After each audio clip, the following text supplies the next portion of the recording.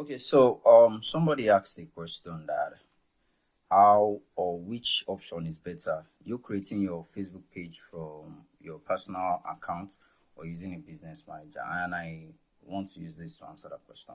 So basically, when you are creating your Facebook page, your goals matters a lot. And because you want to have a long-term view for yourself, you don't want to limit yourself. Now, when you create your Facebook page from business manager, when the business manager is restricted, you will not be able to remove your page from your business manager again. So, which is you have to start all over again. So now imagine losing your page of over plenty retention, high quality follows or likes, and one way or the other, Facebook decides to restrict you.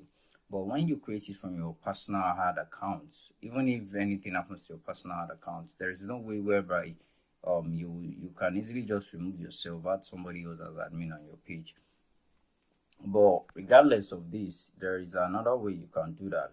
When you create a business manager, and instead of being only you that is the admin of that business manager or having the ownership of that page, you can make somebody else and add ownership on that page.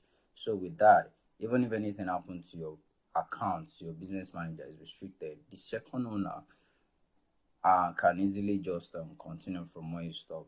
But that's the reason why I said the goal of your business determine how you want to decide. But most times when I create my own page, I don't use business manager because I envisage a scenario whereby probably I get restricted, I get issues with Facebook, and I'm not able to run advert with a particular profile. It enables me to just remove the profile that is the admin and just make somebody else the admin. So with this, I believe you get a good understanding of what I'm saying. Thank you very much.